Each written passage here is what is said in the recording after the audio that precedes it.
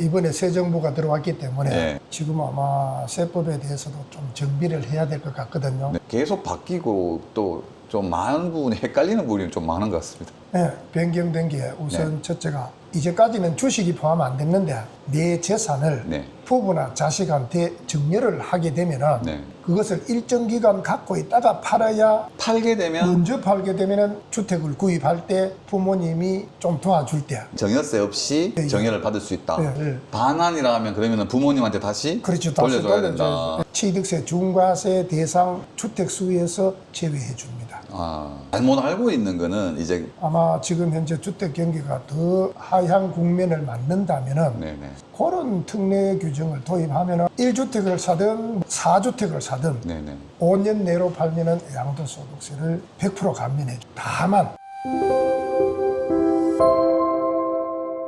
원래 25년 들어와서도 이 변경되는 세법들이 굉장히 많았거든요. 그렇죠. 그래서 정부에서 지금 부동산 공급 대책도 계속 나오지만 이 세법 관련해 가지고도 정책이 계속 나오는 걸로 알고 있는데요. 25년도에 나온 정책들이 또 좀 몇 가지 있습니까? 네, 변경된 게 우선 네. 첫째가 혼인으로 인한 1세대 2주택이 된 경우에 네.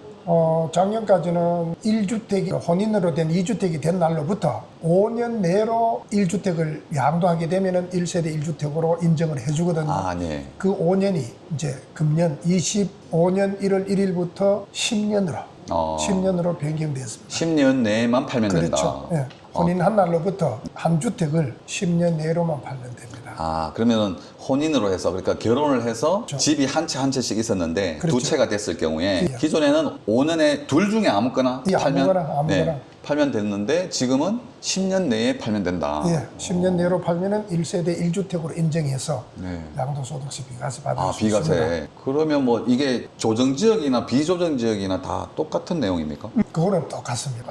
거주 조건이 있습니다. 단지 그 조정 대상 지역 내에 있는 주택은 네네. 반드시 거주 조건을 2년을 해야 됩니다. 거주 조건을 2년을 맞춰야 나중에 양도를 할 때 네. 양도소득세 비과세 받을 수가 있습니다. 결혼 전에 어쨌든 간에 양도를 기준으로 양도한 날을 기준으로 양도한 날을 기준으로 해가지고 2년. 팔려고 하는 집을 그렇지. 2년 거주했는 정황은 있어야 된다. 예, 반드시 2년 거주를 해야 돼요. 네네.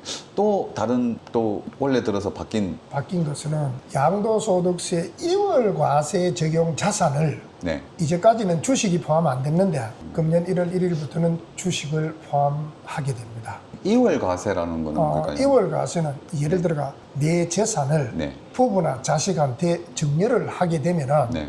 그 증여받은 배우자나 자식은 그것을 일정 기간 갖고 있다가 팔아야 취득 금액을 증여금으로 인정을 받는데 네.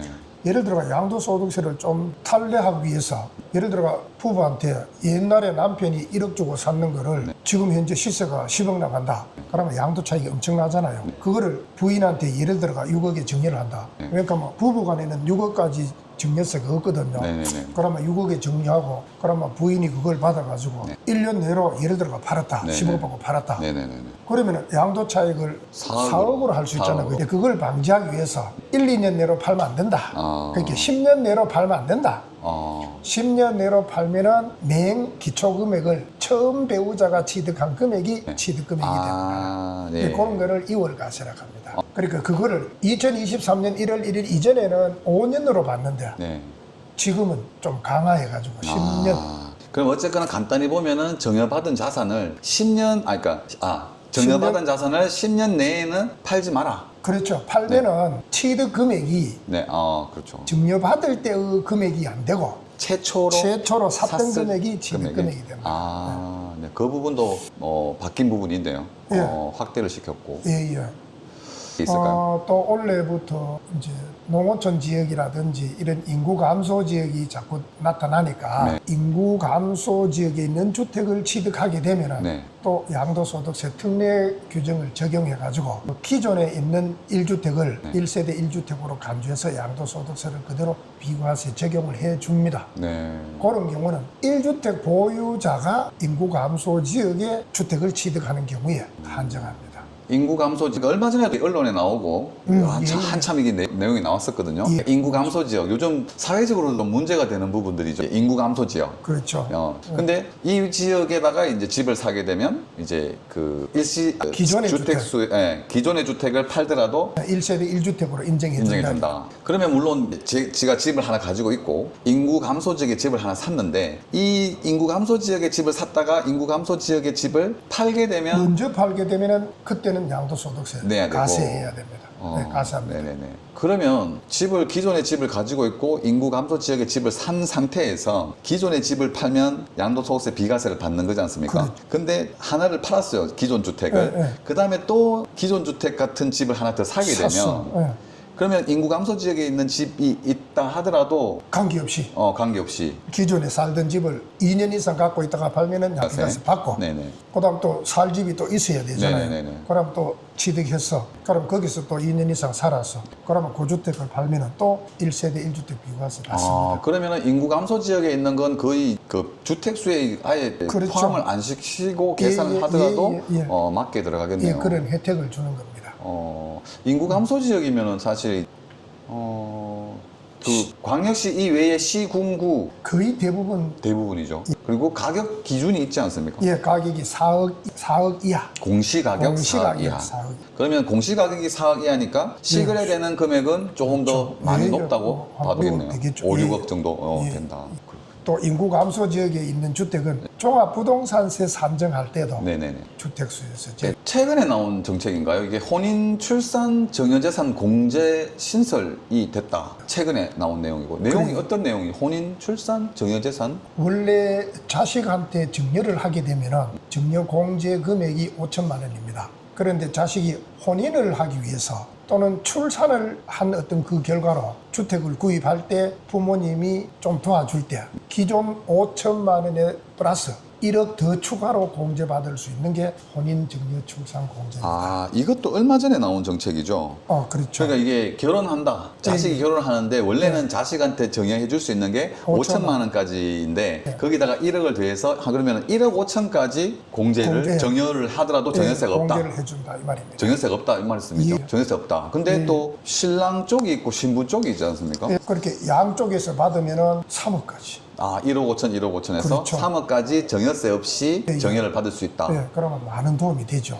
그러면 출산할 때도 또 혜택이 있습니까? 그런데 이게 혼인증여재산 공제하고 출산증여재산 공제를 같이 따블로 주면 얼마나 도움이 많이 되겠습니까? 네네네네. 예, 중복 적용은 안 됩니다. 중복은 안 됩니까? 예. 혼인증여재산 공제를 받았으면 출산증여재산 공제는 그러면 혼인 때 만약에 정여를 안 받았다면 그렇죠. 그러면 출산할 때 근데 똑같이 이제 1억 5천. 예, 맨 똑같죠. 근데 조건이 혼인증여재산 공제는 결혼한 날로부터 거꾸로 2년 내로 증여를 받든지 네. 그다음 결혼하고부터 2년 내로 증여를 받았을 경우에 혜택됩니다. 그럼 혼인 날을 기준으로 해서 앞으로 2년 뒤쪽으로 2년 해서 합 4년 내에 정여를 받았을 때 전여세 혜택을 받을 수 있습니다. 전여세를 안 내도 된다. 그리고 출산증여 공제는 출산일로부터 2년 내로 부모님이 지원해 줬을 경우에만 공제 혜택을 받습니다. 그러면 이제 출산을 했는 날로부터 2년 이내에 1억 5천 정도 받는다 하더라도 전여세가 없다. 왜냐하면 결혼 기준일로 전에 2년 동안 사이에 증여를 해도 공제를 받거든요. 네네네. 근데 살다가 보면은 증여를 받았는데 나는 2년 내로 결혼을 하려고 했는데 2년 지나도록 결혼을 못 할 수가 있지 않습니까? 네네네. 그때는 반환을 해줘야 되거든.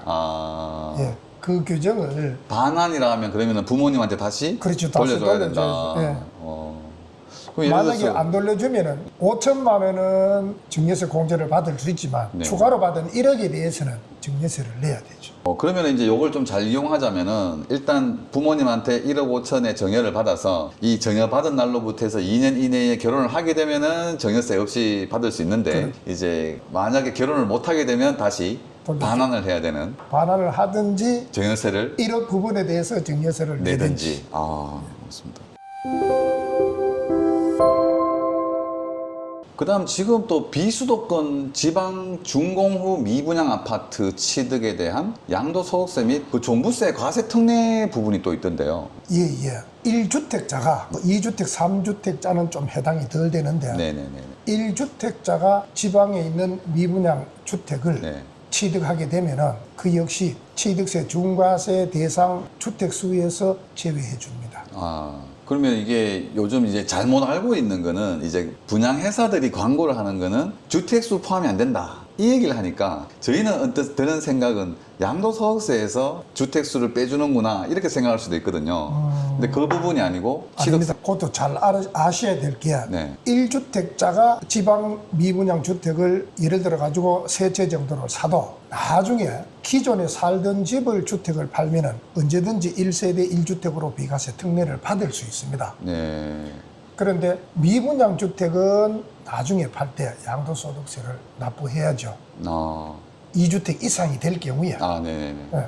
근데 기존의 주택을 그러니까 이게 지금도 있는 거지만은 일시적 2주택일 경우에 일시적으로 2주택 그러니까 살고 있던 집에다가 집을 하나 더 사게 되면 그러면 기존 주택을 3년 이내에 팔아야지 이제 양도소득세 일시적 비과세 2주택으로 받죠. 양도소득세 비과세를 받았는데 예. 지금은 요 대책은 예, 요 미분양 주택일 경우는 그거 3년 아니라도 네.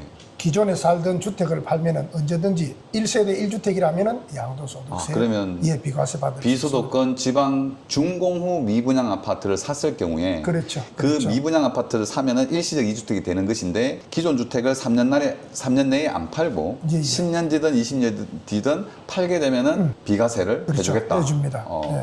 조건은 그러면은 그 면적 기준이 있지 않습니까? 면적은 85제곱미터 이하, 네네네.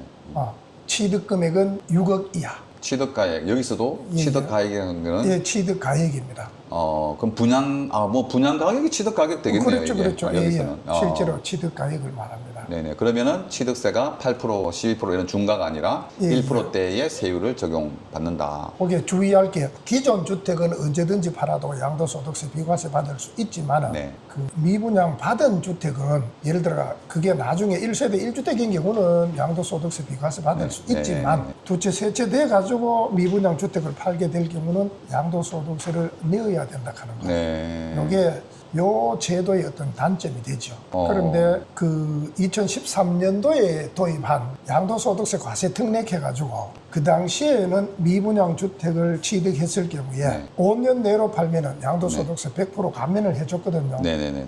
아마 지금 현재 주택 경기가 더 하향 국면을 맞는다면은 네네. 그런 특례 규정을 도입하면은 어느 정도 효과가 있겠지만 네. 지금 이 미분양 주택 취득 시 취득세는 물론 중과세에서 제외시켜 주지만은 네네. 양도소득세 비과세는 없다 하는 거 그거 하나 조심해야 되고.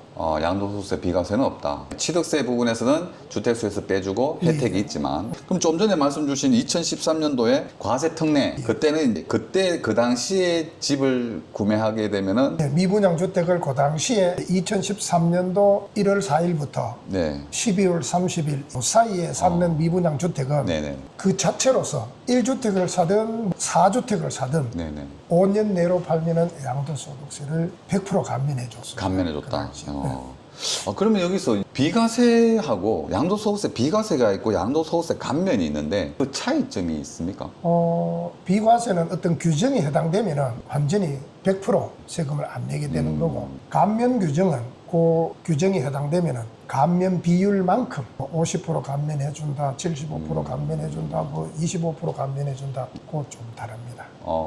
제가 알기로 그러면 2013년도에 과세 특례 나왔을 때 5년 내에 발생한 양도소득세에 대해서 그 양도소득세 감면 규정이었는데 그 당시도 감면이 100% 감면이라고 예, 100% 감면. 100% 감면이었죠. 예, 100% 감면.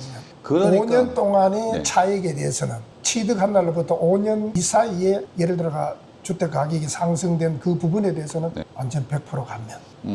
그렇죠. 근데 저 역시도 이게 2013년도에 대봉동 태왕아너스를 분양받아가지고 이거를 이제 5년 뒤에 팔았거든요. 그래서 뭐 100% 감면을 받았는데 그 차익에 대해서 비과세보다는 세금을 조금 더 냈던 기억으로 알고 있거든요. 만약에 2억의 차익이 생겼다. 그러면은 완전 비과세 혜택을 보는 게 아니라 2억의 차익에 대한 감면이었기 때문에 20% 정도 세금을 냈던 걸로 기억합니다. 감면에 대한 양도소득세에 대한 지방교육세라든지 네. 소득할 주민세가 우리가 납부해야 될 부분이 있으면 그런 부분들은 냅니다. 아, 그 그런 부분은 부분들, 예. 그러니까 비과세하고 좀 차이점이 있더라고요. 비과세와 감면의 차이점이. 그렇죠. 감면세액에 대해서 지방교육세라든지 뭐 소득할 주민세라든지 그런 부분들이 있어요. 네, 하여튼 그거에 저도 여기 그때 그게 해당이 돼가지고 조금 감면은 받았지만 세금은 뭐 비과세보다는 좀 더 냈던 기억이 있는 것 같습니다. 근데 그 취득세 중과 시에 주택 산정에서 제외되는 주택이 있습니까? 아, 예, 예. 가장 중요한 주택이 바로 저가주택입니다. 저가주택이란 이제 요게 2025년 4월 22일 날 국무회의를 통과해가지고 네. 2025년 1월 2일부터 쌓는 저가주택은 주택수에서 제외시켜줍니다. 네. 그래서 중과세 대상에서 제외됩니다. 그 기준이 바로 시가 표준액 2억 이하입니다. 아. 시가 표준액. 실거래 금액이 아니고 시가 표준액 2억 이하의 주택은 주택수에서 제외시켜줍니다. 다만 시가 표준액이 2억 미만짜리라도 그 도시 및 주거환경정비법에 따른 정비구역이나 아. 빈집 및 소규모 주택 정비에 관한 사업 시행구역, 재개발 재건축 지역에 있는 주택은 2억 미만짜리라도 주택수에 포함합니다. 네, 그거는 조심하시고. 그다음 또 취득 당시에는 2억 미만이랬는데 네네. 다른 주택을 취득할 당시에 옛날 과거에 취득했는 주택이 시가 표준액이 2억이 초과되면은 그 주택은 주택수에 포함한다 하는 거. 그것도 조심하세요. 그러면 취득할 때는 2억 이하였지만 공시가격이 상승해서 취득 시점에서 2억 이상이면 주택수에 포함이 됩니다. 다른 주택을 살 때 네. 옛날에 샀는 주택이 2억 가격이 상승해서 2억 올라가면은 네네네네. 그는 주택수에 포함된다. 아, 그래서 집이 두 채가 있는 상태에서 하나를 더 매입하는데 네. 이제 기존 주택들 중에 이제 기준 시가 2억 이하짜리들이 있었는데 지금 세 채째 되는 시점에 살 때 가지고 있던 주택 중에서 공시 가격이 올라버리면 세 채가 된다. 그렇죠. 아, 네. 얼마 전에 제가 그 상담을 한 분이 계신데 집이 두 채가 있고 집을 하나 더 매입하셨거든요. 근데 기존 주택이 공시가격은 7천만 원이라 하더라고요. 근데 샀는 금액은 뭐 3억이지만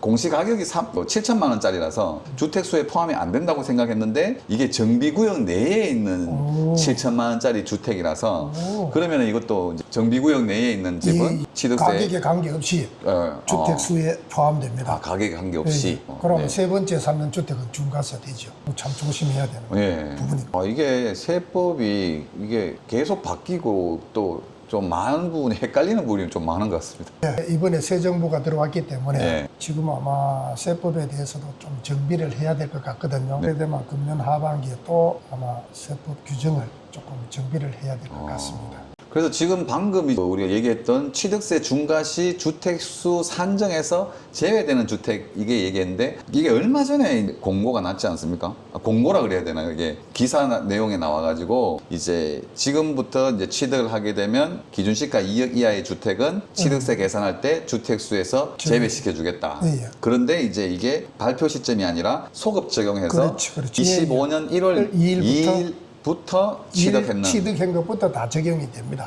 그러면 앞전에서 예를 들어서 주택수 포함해가지고 취득세를 냈다면 지금은 다시 환급을 받을 수 있겠네요. 예, 신고를 하면 네. 신청을 해가지고 환급 받을 수가 있습니다. 네. 그 외에도 뭐 취득세 중과에서 주택수에서 또 제외되는 주택들이 그런 주택들이 뭐 공공매입 임대주택이라든지 네. 뭐 가정어린이집이라든지 노인복지주택이라든지 뭐 사원 임대용 주택이라든지 문화재 주택, 네. 멸실 목적의 주택, 뭐 대물 변제 주택 이런 여러 가지 특히 농어촌 주택, 그다음 뭐 상속 주택 이런 주택도 주택수 산정에서 제외시켜 줍니다. 네. 그렇게 여러분들이 갖고 있는 주택이 혹시 상속주택이라든지 또는 농어촌주택이라든지 이런 주택이 있으면 주택수에 포함되는지 제외되는지를 잘 살펴보고 네네. 그래가지고 주택을 취득해야 돼요. 그래야 중과세에서 제외될 수가 있죠. 그래서 이게 농어촌 주택은 귀농주택도 있고 이농주택도 있고 뭐 여러 가지가 있던데 뭐 세부적으로 하기 전에 농어촌 주택은 크게 소득세법상 농어촌 주택이 세 가지가 있고 이렇게 상속 농어촌 주택, 인농 농어촌 주택, 귀농주택. 예. 이게 소득세법상의 농어촌 주택이고 예. 그다음 조세 제한 특별법상의 농어촌 주택이 예. 우리가 가장 말하는 취득 농어촌 주택과 네. 고향 주택 아, 뭐 전부 5가지가 있습니다. 아, 이 이- 부분도 네. 반드시 알아놔야 될 그런 내용들입니다.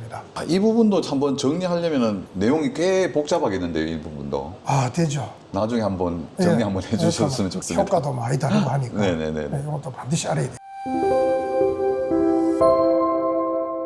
그 신축 소형 주택 취득 시에 주택수에서 제외된다는 내용을 좀 설명해 주시면. 준공이 예, 2024년 1월 10일부터 예, 2025년 12월 30일 그 사이에 준공된 네, 신축 소형 주택, 이 주택을 취득하면은 원래 대구 같으면은 세 채째부터는 취득세가 중과세 네네, 8%가 8%, 되고 네. 3주택부터는 12%가 되는데 이런 신축 소형 주택을 취득하게 되면은 그런 중과세에서 제외해 줍니다. 이 말입니다. 맹 1% 세율을 취득세율을 적용해서 취득세를 부과시키는 거예요. 아, 취득세 중과가 없다. 근데 조건이 있지 않습니까? 조건이 2024년 1월 10일부터 2025년 12월 30일 사이에 준공된 신축 주택, 네네네. 아파트는 제외하고, 아, 아파트 제외입니까? 예. 그 신축 소형 주택은 아파트에서 제외합니다. 네네. 전용 면적이 60제곱미터 이하, 예, 예, 예. 60제곱미터 이하 같으면 24평 이하죠. 네네네. 분양 면적. 취득 금액이 수도권에서는